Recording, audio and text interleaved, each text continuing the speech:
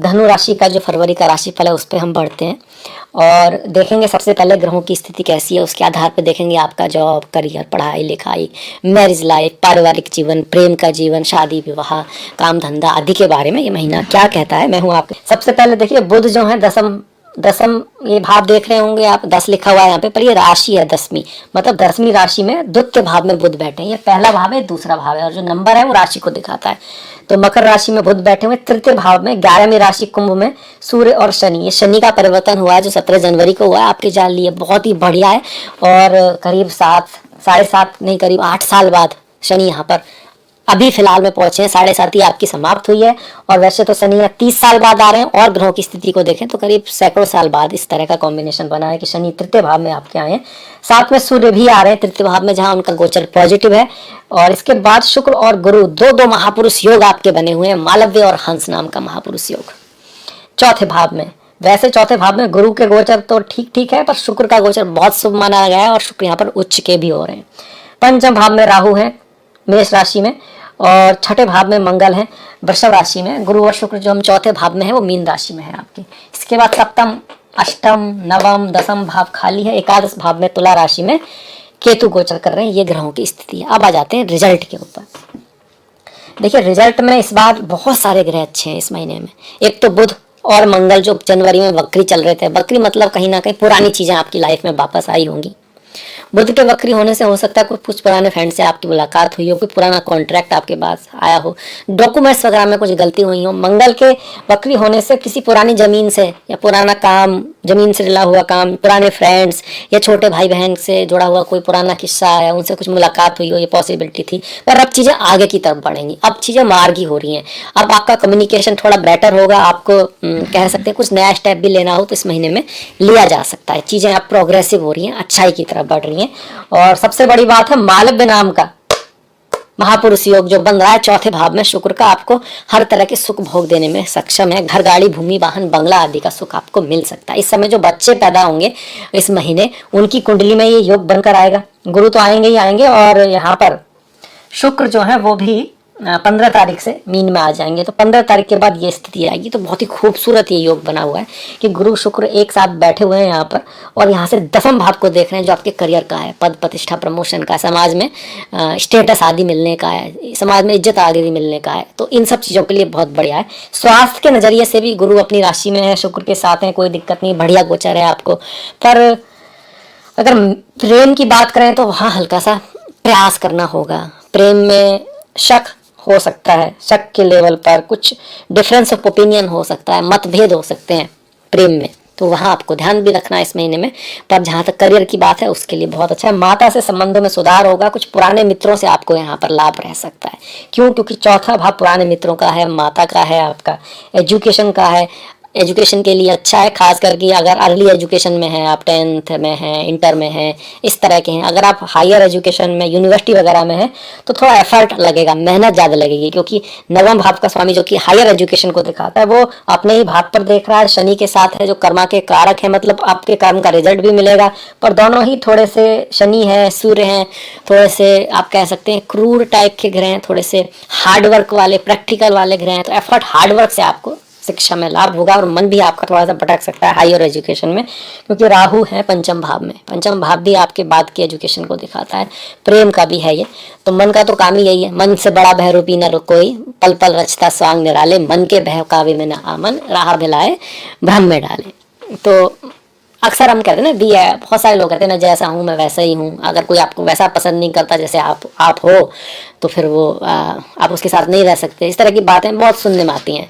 पर ऐसा नहीं है कि आपको एक पर्सन हो, आपका बस एक यही वर्जन है कि वो मेरे को गुस्सा आता है। बहुत सारे लोग हैं जिनको पहले गुस्सा आता था, अब नहीं आता, पर उनकी लाइफ में कुछ चल रहा है, कुछ प्रोग्रेसिव हो रहा है। फिजिकल लेवल पर लोग अपने आप को एक्सरसाइज, योगा कर रहे हैं, मेंटल लेवल पर कुछ अच्छी बातें सुन रहे हैं, सीख रहे हैं, सुधार ला रहे हैं। बाकी उसका रिजल्ट तो प्रभु के हाथ में है। कर्मण्येवाधिकार रस्ते माँ फलेषु रचना। पर हमारी तरफ से क्या चल रहा है, दूसरों की तो छोड़िए, वो तो बात की बात है कि दूसरे क्या कर रहे हैं, उनकी वजह से हमारी कमी में क्या प्रॉब्लम आ रही है, क्या बाधाएं आ रही है। अपनी तरफ से जो चीज़ हम कर सकते हैं उस पर कर रहे हैं, नहीं कर रहे हैं। अगर उसमें आपकी प्रोग्रेस चल रही है तो यकीन मानिए आज नहीं तो कल भाग्य भी आपका साथ देगा, क्योंकि भाग्य भी कर्म से ही बनता है।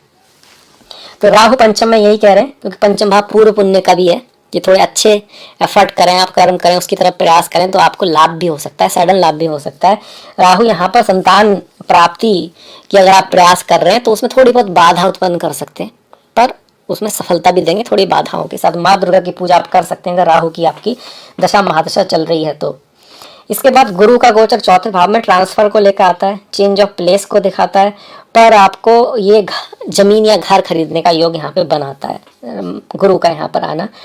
सडन इनहेरिटेंस वगैरह आपको मिल सकती है। बाहर की यात्रा, फॉरेन लैंड, आप विदेश में हो सकते हो, इस समय बाहर हो सकते हो, अपने घर से दूर जा सकते हो अपनी मातृभूमि से, क्योंकि गुरु की दृष्टि 12वें भाव पर आ रही है, इसका योग है। पर अगर आप अपनी मातृभूमि पर हो तो भी आपको अपनी माता से, बंधुओं से काफ़ी सहयोग मिलने वाला है। आप दूर रह के भी इस समय में पॉसिबिलिटी है, अगर आप कहीं बाहर हो, फॉरेन हो, कि आप अपनी मदर से, अपने जन्म के दोस्तों से, अपनी मातृभूमि से ज़्यादा जुड़ो, उसके बारे में पढ़ो या उसके बारे में जानने की कोशिश करो, क्योंकि गुरु और शुक्र दो अच्छे शुभ ग्रह जो हैं चौथे भाव में गोचर कर रहे हैं। सेम टाइम पर उनकी दृष्टि गुरु की 12वें भाव पर है, तो खर्चा बढ़ेगा, व्यय बढ़ेगा, यात्राएं बढ़ेंगी यहाँ पर। और स्पिरिचुअलिटी, आध्यात्म में आपकी रुचि यहाँ पर गुरु बढ़ा सकते हैं। गुरु ज्ञान के देवता हैं, अच्छे ग्रह माने जाते हैं।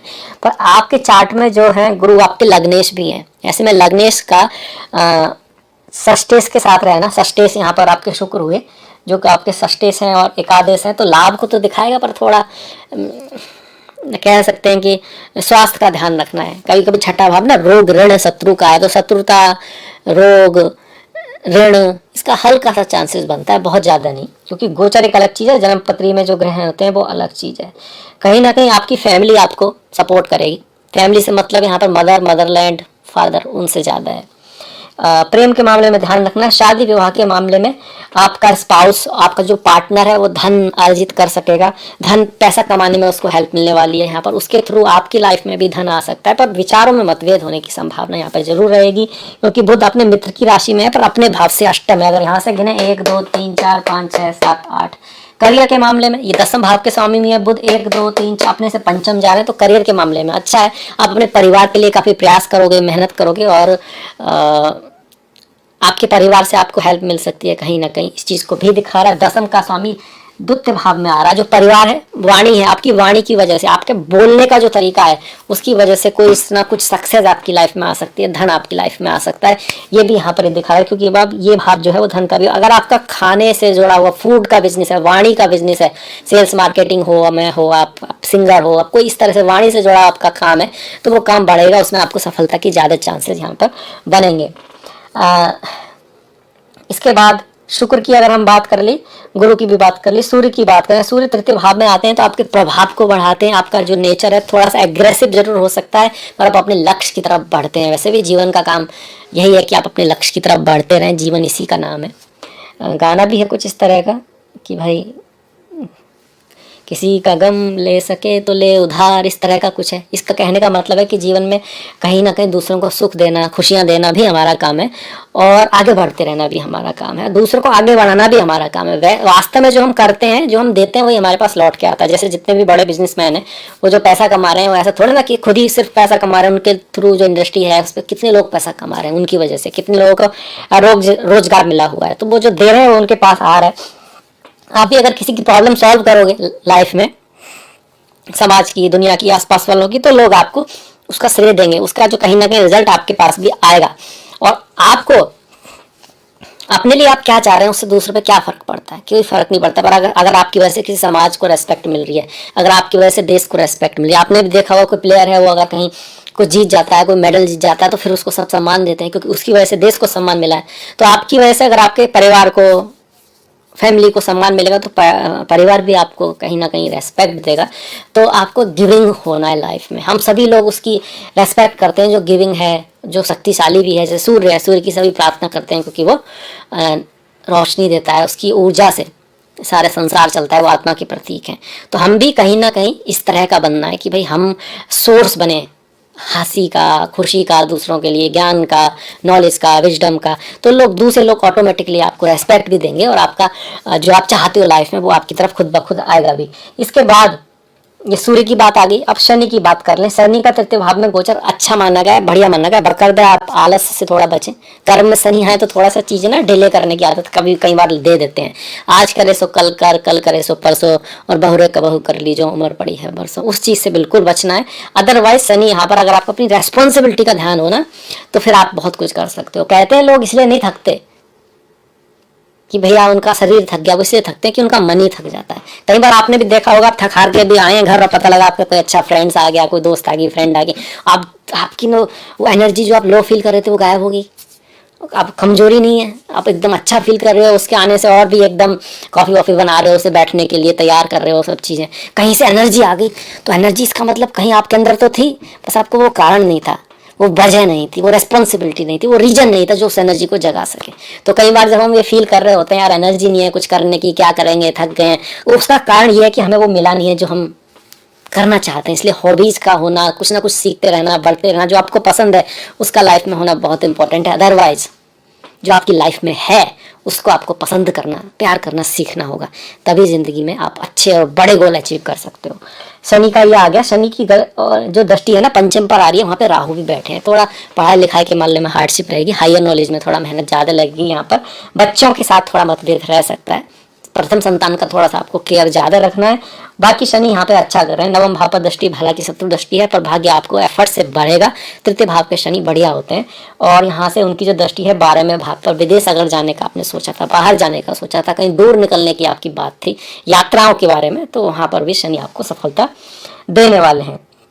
कार्य के क्षेत्र में भी, क्योंकि इस भाव से ना 1 2 3 4 छठे हैं, तो कार्य के क्षेत्र में पद प्रतिष्ठा प्रमोशन के क्षेत्र में आपके लिए 6 बढ़, जिस भाव से छठे हैं उसके लिए अच्छे हैं, जिस भाव से 3 है मतलब लग्न आपकी बुद्धि वाणी उसके लिए भी अच्छे हैं, जिस भाव से 11 में है मतलब कि आप कह सकते हो कि जो एजुकेशन की हमने बात की, बहुत ज़्यादा एफर्ट करोगे तो वहाँ पर आपको फिर रिजल्ट सही दे सकते हैं। स्कॉलरशिप, प्रैक्टिकली आप जो भी आपका काम है ना उसको पूरी शिद्दत से करोगे तब जाकर रिजल्ट वहाँ पर देंगे।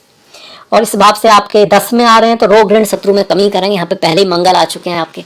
मंगल बोलते हैं कि शत्रु का विनाश करते हैं और कपटी आदि में विजय दिलाते हैं, उस हिसाब से मंगल यहाँ अच्छे हैं। पर मंगल 12वें भाव के स्वामी है, 12वें भाव को देख रहे हैं तो खर्चा तो बढ़ाएंगे। विदेश ले जाने के लिए बढ़िया है, आपको अब्रॉड ले जाने के लिए अच्छे हैं, स्पिरिचुअलिटी अध्यात्म के लिए अच्छे हैं। पंचम का स्वामी छठे में आ रहा है तो थोड़ा सा अपने संतान के साथ आपको कहीं ना कहीं मैं कहूँगा कि उसका ख्याल जरूर रखना है। तो ये सारे ग्रह हो गए। मंगल की दृष्टियां भी अगर हम देख लें तो एक दृष्टि तो हो ही गई जो सीधी आ रही है आपकी, 7वीं दृष्टि। चौथी दृष्टि देखें तो 1 2 3 4 भाग्य के भाव पर मित्र की दृष्टि है, भाग्य में भी आपकी हेल्प करने वाले हैं। लग्न पे आ रही है, थोड़ा जल्दबाजी आपके अंदर रह सकती है, तो जल्दबाजी डिसिप्लिन दोनों ही मंगल दिखाते हैं। देखिए कितना कॉन्ट्रास्ट है, जल्दबाजी भी मंगल और डिसिप्लिन भी मंगल, तो आपको डिसिप्लिन को चूज करना है। मंगल श्रद्धा भी दिखाते हैं, इम्पेशेंस भी दिखाते हैं। हनुमान जी श्रद्धा का प्रतीक है, जैसी श्रद्धा उनकी भगवान श्री राम में कहाँ है, तो आपको श्रद्धा को चूज करना है अपने लक्ष्य के प्रति, गोल के प्रति। तो इसीलिए हनुमान जी की पूजा भी बता देना मंगल के लिए, क्योंकि उनके अंदर जो गुण है वो अच्छे मंगल के गुण है जो एक अच्छे मंगल में हो सकते हैं। पर दूसरी तरफ थोड़ा एग्रेशन है, एनर्जी तो उनके अंदर है, पर उन्होंने उसको एक दिशा दे दी है राम की भक्ति से सही डायरेक्शन में। पर अगर उसको दिशा नहीं मिलती है तो फिर वो गुस्से में निकलती है, एग्रेशन में निकलती है, लड़ाई झगड़े में वेस्ट हो जाती है। तो आपको भी अपनी एनर्जी को दिशा देनी है। यहाँ पर मंगल आपको सपोर्ट जरूर कर रहे हैं, लड़ाई झगड़े से थोड़ा सा बच के रहना है, एग्रेशन से थोड़ा बचना है। बाकी मंगल का गोचर यहाँ पर आपका शुभ आ रहा है। केतु का गोचर 11वें भाव में ठीक है, कोई भी ग्रह का गोचर 11वें भाव में अशुभ नहीं होता है। हाँ, आपको सडन गेन भी करा सकता है, केतु स्पिरिचुअलिटी अध्यात्म की तरफ भी मोड़ सकता है। आपके बड़े भाई बहनों की लाइफ में कुछ उतार चढ़ाव यहाँ पे रह सकता है, या फिर उनका जो रुझान है स्पिरिचुअलिटी अध्यात्म, खुद को जानने, या कुछ ऐसे फील्ड से वो जुड़ सकते हैं जो आध्यात्मिकता से जुड़ा हुआ है। या फिर केतु आपका मैजिक भी है, अकल्ट है, एस्ट्रोलॉजी है, ज्योतिष है, केतु इंजीनियरिंग है, इस तरह का जो केतु के फील्ड है उनसे उनका संबंध कहीं ना कहीं बन सकता है, शॉर्ट जर्नीज हैं। तो ये हो गया हमारा राशिफल। अब आ जाते हैं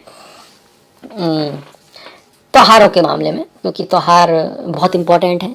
इससे पहले मैं त्योहारों की तरफ बढ़ूँ, मैं आपसे आग्रह करूंगा कि भाई आप लाइक, सब्सक्राइब और घंटी वाला बटन तो दबा दें, पर उससे भी ज़्यादा कमेंट ज़रूर करें, कुछ लिख के बताएं कि आपको सही लगा, क्या नहीं लगा, क्या सुधार किया जा सकता है इसमें। और इससे काफ़ी सहायता मिलती है, पता लगता है क्या कोशिश की जा सकती है, तो उसके लिए मैं आभारी रहूँगा। अब बढ़ जाते हैं त्योहारों की तरफ। 18 तारीख को महाशिवरात्रि है, भगवान शिव और माता पार्वती की शादी या विवाह की कथा आप कह सकते हैं। माँ पार्वती ने बहुत प्रयत्न किए थे, बहुत तपस्या की थी, तब जाके उनको शिव मिले थे। और ये कहीं ना कहीं ये इंडिकेशन भी है कि अगर आप भी अपने परम तत्व लक्ष्य शिव प्रभु की तलाश में है तो तपस्या तो करनी पड़ेगी, चाहे वो ये यात्रा हो, मतलब कि भौतिक समाज की यात्रा हो या फिर आध्यात्मिक समाज की यात्रा हो। कर्म से आप नहीं भाग सकते, प्रयास से आप नहीं बच सकते, और हाई क्वालिटी का जो कर्म करता है उसी को हाई क्वालिटी के रिजल्ट भी मिलते हैं। 5 तारीख को माघा पूर्णिमा है, 1 तारीख को जया एकादशी है, 16 तारीख को विजया एकादशी है। भगवान हरि विष्णु के जो भक्त हैं उनके लिए बहुत ही ज़्यादा इंपॉर्टेंट ये तिथियां हैं। इसमें व्रत रखें, फास्ट रखें, साथ में कथा को पढ़ें, उसको समझें, उसमें जो आपका अर्थ निकल रहा है उसको जीवन में ज़रूर उतारें। 2 तारीख को प्रदोष व्रत है, 18 तारीख की मासिक शिवरात्रि जो इस बार महाशिवरात्रि बन जाएगी, चिदानंद रूपा शिवोहम ओम नमः शिवाय। 9 तारीख की संकष्टी है, 20 तारीख की फाल्गुन अमावस्या है और 13 तारीख की कुंभ संक्रांति है। सूर्य जो है कुंभ राशि में आ रहे हैं, इसमें तो चल ही रहे थे, इसमें आ गए हैं। कब आएंगे? 13 तारीख को। 13 तारीख से पहले जैसे सूर्य द्वितीय भाव में है तो धन का थोड़ा खर्च रहेगा, वाणी को थोड़ा मधुर रखने की आवश्यकता आपकी रहेगी। तो ये रहा हमारा राशिफल धनु के लिए फरवरी के लिए। आई होप आपको अच्छा लगा होगा, पसंद आया होगा, इससे कुछ बातें शायद आपको अच्छी भी लगी हो, उनको आप जीवन में उतारेंगे तो 100% उनसे आपको लाभ भी होगा। इसी के साथ मैं आपसे विदा लेता हूँ, आपसे मुलाकात होगी नेक्स्ट वीडियो में। तब तक के लिए अपना ख्याल रखें, अपनों का ख्याल रखें, सभी का ख्याल रखें, कुछ ना कुछ पॉजिटिव करते रहें, सीखते रहें, और नेक्स्ट वीडियो तक नमस्कार।